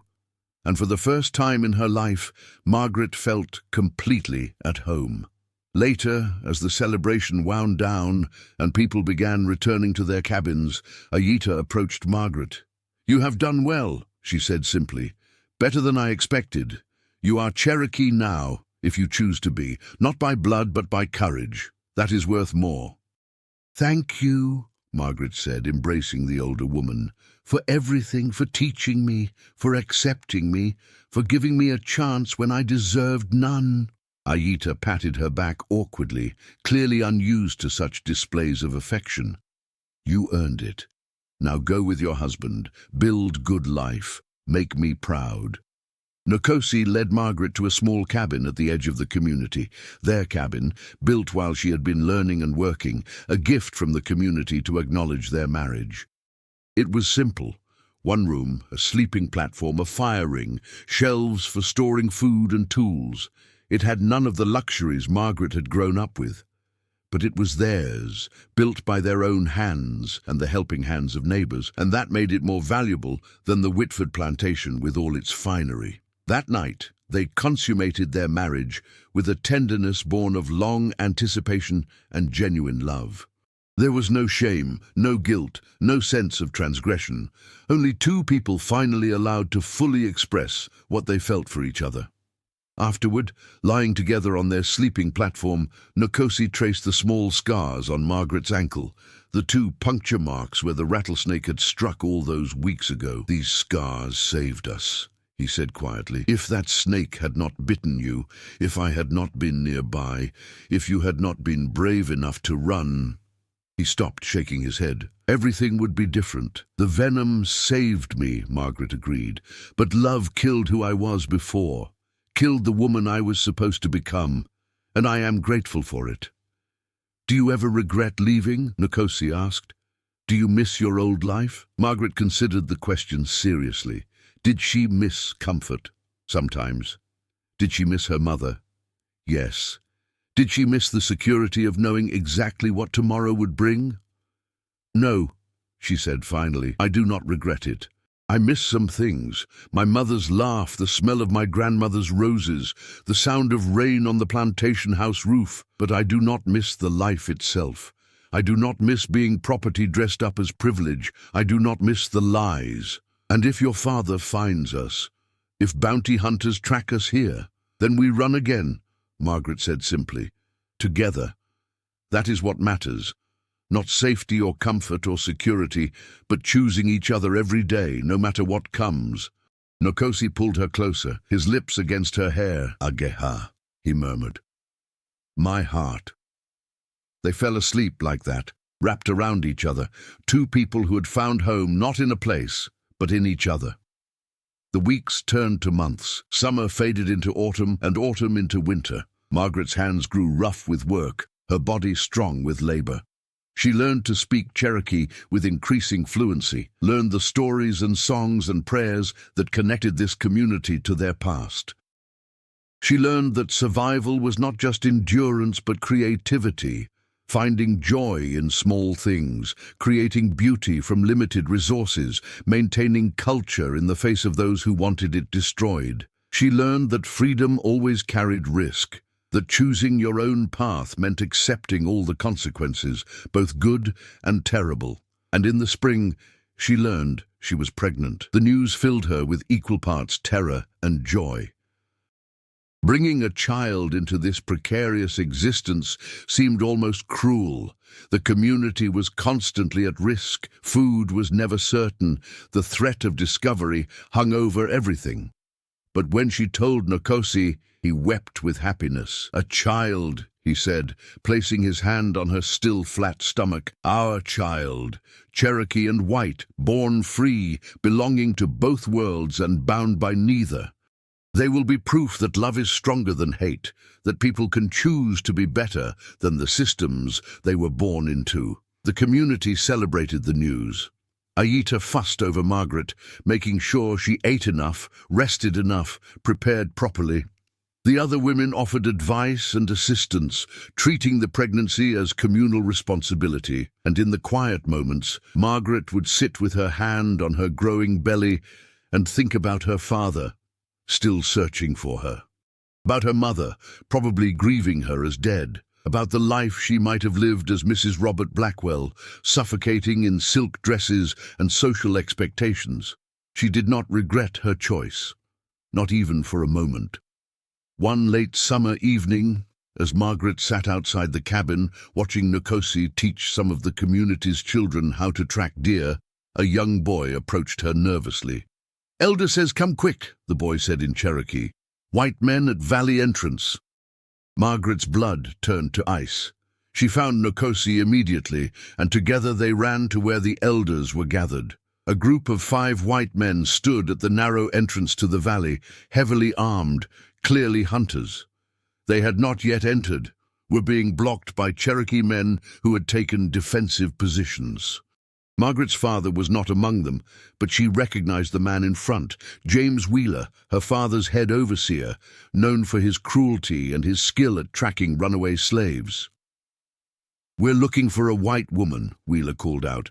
"Margaret Whitford, daughter of Colonel Benjamin Whitford. We have reason to believe she's being held here against her will." The elder who had accepted Margaret stepped forward. "No one is held here. All who live in Valley choose to be here." "Then you won't mind if we look around," Wheeler said, his hand moving toward his rifle. "We mind very much," the elder replied calmly. "This is our land. You are not welcome here." A tense standoff developed. The Cherokee men were outnumbered but had the advantage of position. The white men were better armed but unfamiliar with the terrain. A fight could go either way and would probably result in deaths on both sides. Margaret made her decision. She stepped forward before Nkosi could stop her, walking past the Cherokee defensive line until she stood in full view of Wheeler and his men. "I am Margaret Whitford," she said clearly, "and I am not being held against my will." Wheeler's eyes widened. "Miss Whitford, good Lord, what have they done to you?" Margaret looked down at herself, at her deerskin dress and calloused hands, at her sun-darkened skin and her hair braided in Cherokee style. She knew what Wheeler saw, a white woman gone native, transformed beyond recognition.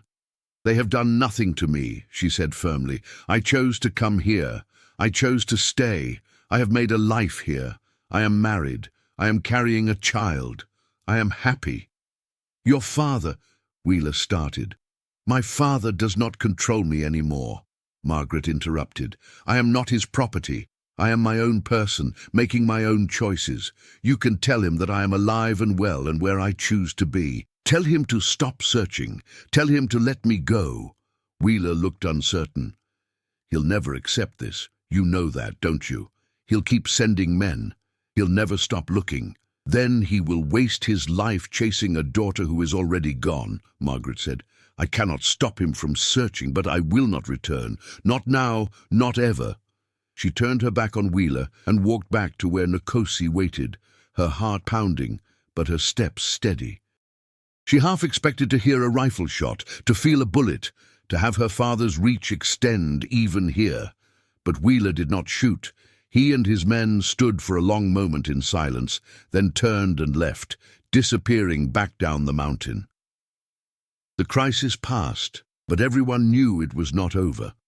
Wheeler would report back. Colonel Whitford would not accept his daughter's rejection. More men would come. That night, as Margaret lay with Nkosi, her hand on her swelling belly, she spoke the truth they both knew.